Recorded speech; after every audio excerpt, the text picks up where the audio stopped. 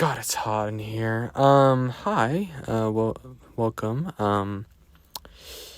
I've been in Hawaii.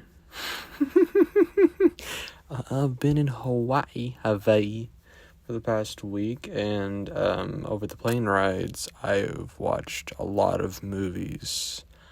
Like, when I mean a lot, I mean a lot. And, maybe I don't know, maybe 7, 8 movies. And, I don't feel like recording 7 different reviews. So what I'm going to do is I'm going to do this smart. Hello and welcome to my first episode, and maybe only episode of bite-sized movie reviews. Da-da-da-da! Where I will be covering a bunch of different movies in a bite-sized portion, and not like a 10-minute whole thing. Because, those are insanity if I did them all separately. Alright, so, let's get started. I might have just gotten dramatically quiet because I set my phone down. Anyways, so for the first movie, we got The Guilty. Hi, what's up? That was the first movie, The Guilty, starring Jake Gyllenhaal, Mysterio himself. As much as some people hate on that movie, Far From Home, you cannot deny he was a good Mysterio. But anyways, back to the movie. This movie is very much a one-man show for the most part. It got some voice actors in there. I'm going to put that in quotations, voice actors. But for the most part, the only person on screen, besides maybe every once in a while, I peek in, you doing okay? Kind of thing. Besides that, the only person on the screen was Jake Gyllenhaal's character, which I forgot his name. It's been a week. This is on the first plane ride. As I was saying, it's been a week. I've been places. I've been around Hawaii, so reasonable. I forget some things, but okay. So because this is a one-man show, it relies, and it's more like a one location too. He doesn't really go to different places. He stays in one building. He goes to a different room halfway through, but for the most part, it is in one room. So it's one location and all that stuff. It's kind of insane. And with that, this movie relies on Jake Gyllenhaal's performance. So you gotta hope you better do good because with this script, you gotta be a good actor to do it. And Jake Gyllenhaal, he 100% delivered. He gave a really good performance. This is a really good movie. I must say, Jake Gyllenhaal did really well acting. I recommend this movie. I give this movie a 9 out of 10. Just that's how good it is. Jake Gyllenhaal did a great job. Apparently Paul Dano's in this movie, and that's what I came here for, right? Didn't see him. Maybe he was one of the voices, He could have been one of the voices, because he wasn't one of the cops. Or at least on screen, at least. But yeah. And let's move on to movie number 2. And we got a movie called The Hunt for the Wilder People. That's a strange title. I know, right? I didn't realize this when I downloaded this movie on Netflix. Oh, by the way, all these movies are on Netflix. So if you want to watch them, some are rated R, some are PG-13. It's actually an even mix. Most of the movies I review are rated R, but this one's more of an even mix. Yeah, so this one's PG-13 is called The Hunt for the Wilder People. And, oh my lord. So I didn't realize that this was directed by Taika Waititi. But you could tell instantly. This is a very much a Taika Waititi movie. If you don't know what Taika Waititi's movies are, and all stuff, and you've probably seen one of them, Thor Ragnarok and the upcoming Thor Love and Thunder. So hyped. Gore the God Butcher, Christian Bale. Let's go. Yes, sir. Best MCU. Yes, sir. Yes, sir. But yeah, Taika Waititi's been directing those. He's going to be making a Star Wars movie. You know, he's kind of on a roll, and he's kind of genius. He won an award for JoJo, a movie called Jojo Rabbit. I need to see that, honestly. You know, the movie with Hitler, you know? Yeah, but this is a very Taika Waititi. You can tell Taika Waititi has a specific style to him, because this movie very much embodies his directing style. And he showed up in the movie as a priest, so a really bad priest, if I'm being honest. Me as a Christian, I'm offended. Joking. But if I were to give this movie a rating, I would give it a 8 out of 10. I did have flaws. There was like a little bit of weirdness towards the end of it, with the emotional points at the end. The decision doesn't really make sense, and they try to explain it. It doesn't really explain it that well. But other than that, this is a really good movie. A really fun movie. Like, really fun. Very Taika Waititi. So, let's move on to the third movie that I watched. And this movie is a movie that you'll probably more know, because it was critically acclaimed. A movie starring Adam Driver and Scarlett Johansson. Marriage Story. Number 3. Marriage Story. Okay. So, yeah, this movie's, you know, critically acclaimed and all that stuff, you know, praise, like, oh my god, it's so good, oh my god. But for me, I think this is a Northman situation, because it didn't really click, I guess. Like, there's nothing, just like the Northman, there's nothing inherently wrong with this movie per se, but something about it felt off-putting. Now, is it intriguing? Did it get my focus? Most definitely. Like, this movie captivated me. It had my eyes on the screen.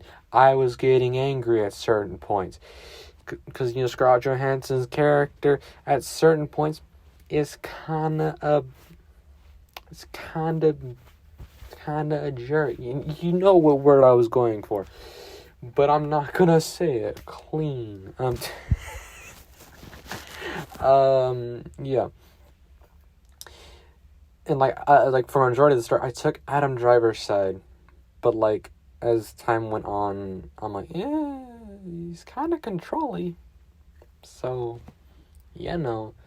But yeah, the movie didn't really click with me. Nothing really wowed me in it. Like, yeah, it captivated me really well. I appreciated that it was like the people, like theater people, like actors and all that stuff. I appreciate it. As an aspiring director myself, I enjoy that. But, other than that, it didn't really click with me. So, if I were to give it this rating, and since there's nothing inherently wrong, I'm going to give this movie a 7. And with that, we move on to number 4. Number 4! We got a movie that I did not expect to watch, but I found it interesting, so I was like, I found the picture interesting, and then it was every time I look, like, maybe we should watch it. It is a movie called The Two Popes. Can you tell what religion this is based off of? Catholicism, Catholic, very Catholic, you know, something about Pope. This is based on a true story of how the latest Pope came to be, because there was a previous Pope, and he did that Pope's not dead, you know. It's the true story of how that happened. And it is a really interesting movie, I really must say. It is a very interesting movie. Now, is it a great movie? Nah. It's kind of weird, because the way it mostly in, like, the performances, like Anthony Hopkins, you know, who played Odin in Thor, does a good job. But it's kind of filmed weird. Like camera-wise, camera quality-wise, it's kind of weird. And we're back. You the audience did not see that, but yeah, I I had to go grab some cheese. I'm a little hungry. So yeah, so let's resume on the two popes. The filming was kind of weird. I probably shouldn't eat. It's good cheese though. The filming was kind of weird. The camera quality. It looked like you just gotta get used to it. The filming was kind of like it was being filmed from an iPhone, like someone was recording. And the conversations. I'm still eating cheese.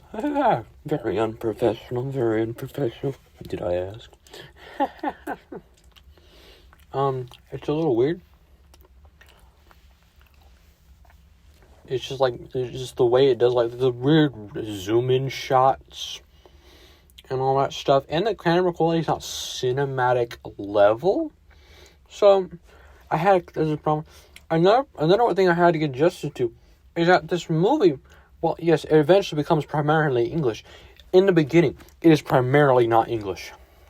It starts out speaking Italian, Latin, Spanish. They eventually hit English, but not for a good minute. So I'm just like, I'm so glad I have closed captions on, because the movie, like, yes, the movie itself is good, but I had to adjust. So, just a little point out when you see this movie on Netflix, be warned. Gotta take a lot of adjusting. But I fully expected this video to be my longest video. Something about it. But I've reviewed 4 movies in the span of a little bit longer than what it take to one movie. Bite-sized reviews. So yeah. It takes a little bit of adjusting. The Two Popes is a decent movie, a very Catholic movie. Me being Christian, I'm watching a lot of things of different religions. Where's Under the Bed in Heaven, being Muslim, and this movie being Catholic, and so Father Stew, which is probably out by now. That video is probably out right now.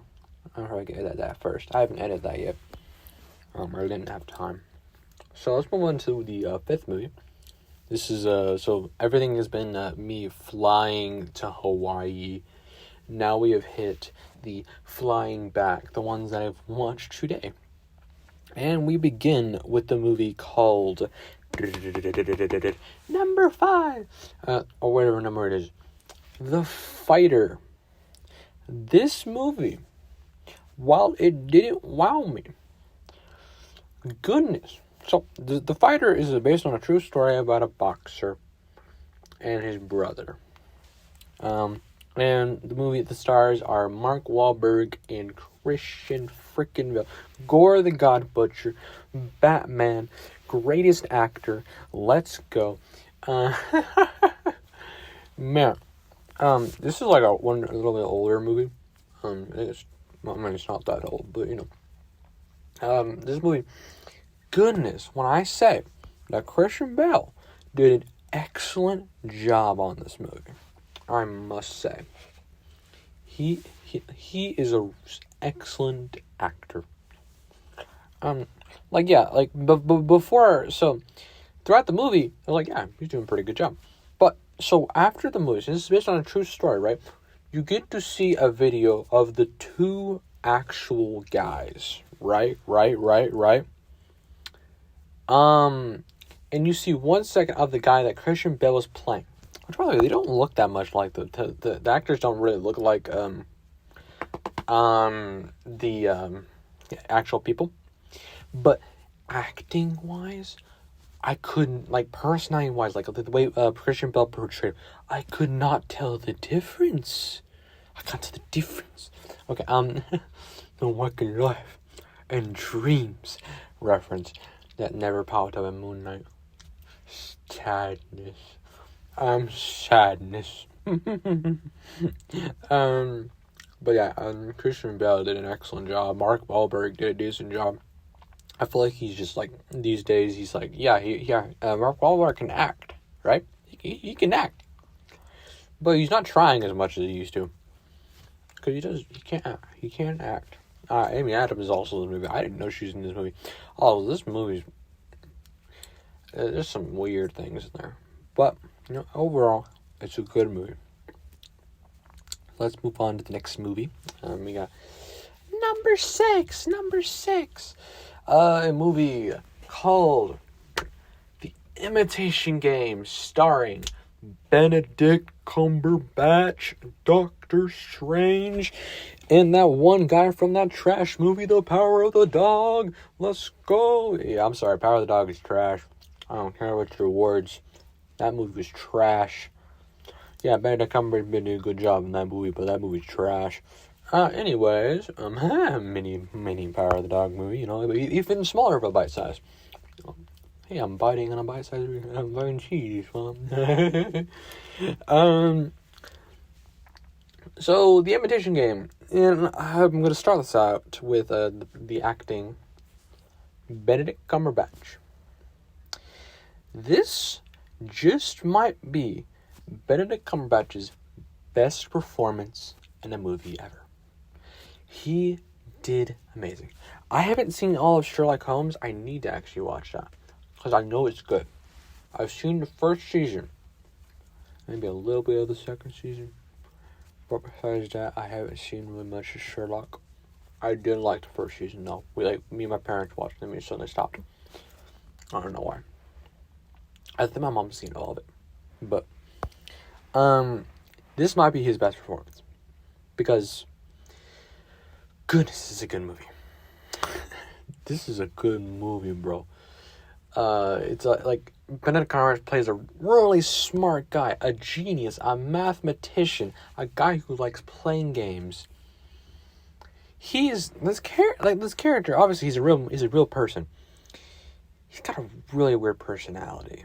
He comes out like he's a homosexual. He's gay. He's gay. Gay. I don't care. I don't care.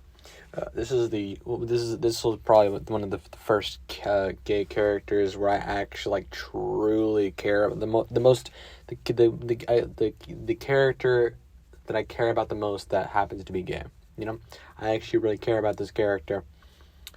And he made me really care about him. I really like this character. I don't like characters in movies and all those, or shows and all stuff that when gay is their entire personality. I know that can happen to people. That can be a major part in their life. But I don't like that. Okay, I don't like when it's your entire personality.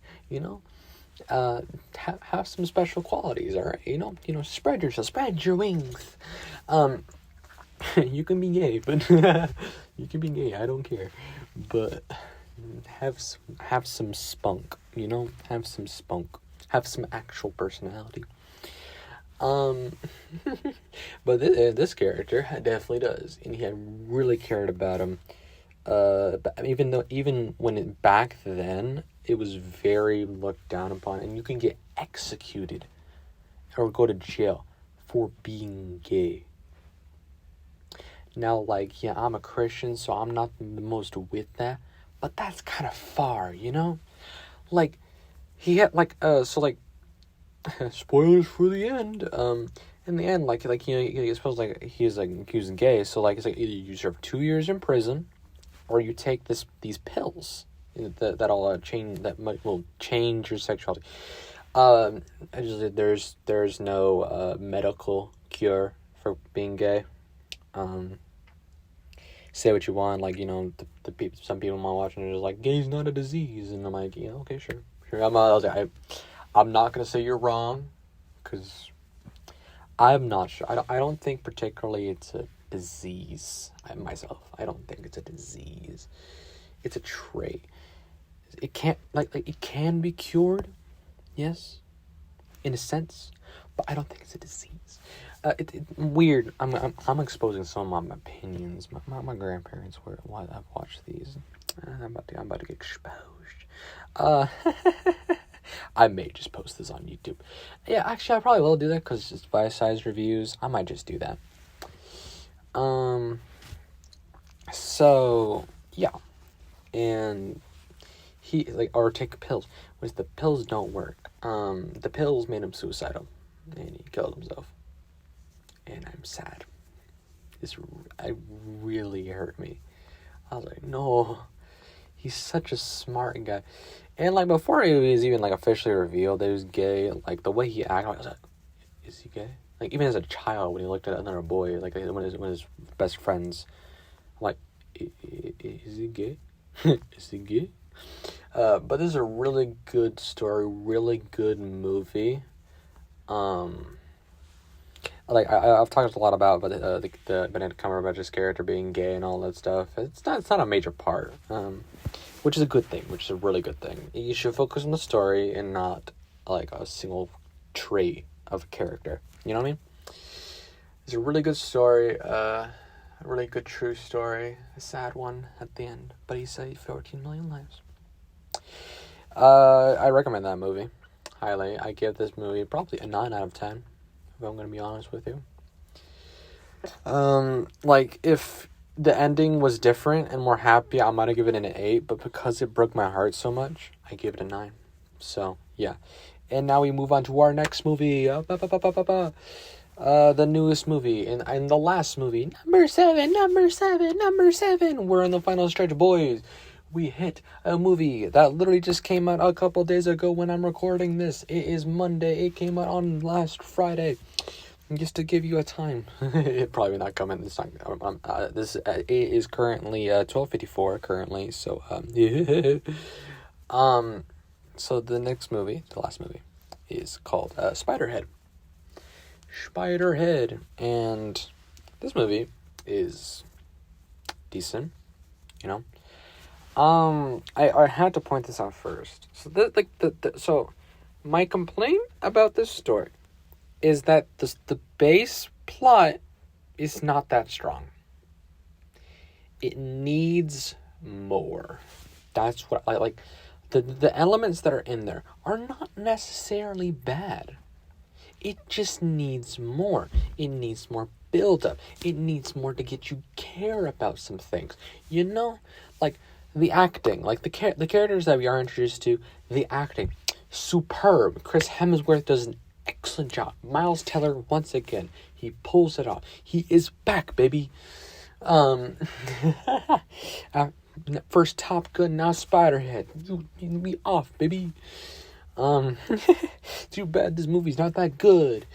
Yeah, and all the other actors, I don't know who the female actor, the one that, yeah.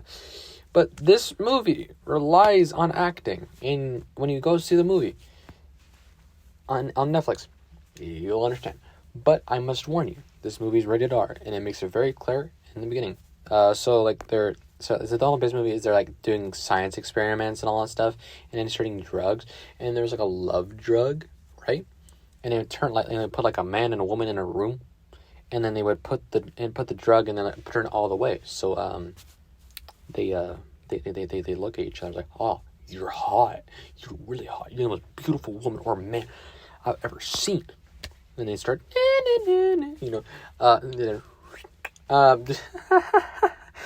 oh, there was a lot of that in the beginning. There's a lot of sex, and it was I was uncomfortable. I covered the screen. I was like, my eyes. Yeah, I'm 18. I'm old enough to see that, but how about no? How about no? How about we not do that? Well, beyond that, as I said, Chris Hemsworth does an excellent job. His American accent's kind of weird, but beyond that, his baseline acting, the acting besides the voice, is pretty good. Miles Teller does a good job. I say he's back, baby, and all that stuff. This movie it just needed more. I'm gonna give this movie a 6 out of 10. Because I enjoyed this movie. I did enjoy the movie. I just think it needed more. That's all I say. So I have a complaint. So I'm going to give this a 6 when 6 is being very generous. So yeah, I hope you enjoyed these bite-sized reviews. And all that stuff. And I am currently, it is 12:57 at night. I am not tired because I just got back from Hawaii. And in that time, it is probably, hold on, it is 7 o'clock. So, I'll see you. I'm probably going to post this on YouTube. So, make sure to like, subscribe, comment what you thought of any of these movies that you have seen. And all of that. I hope you enjoyed these bite-sized reviews. I don't know if I'm going to continue to do these, but this is episode 1 if I do. So I hope you enjoyed, and goodbye.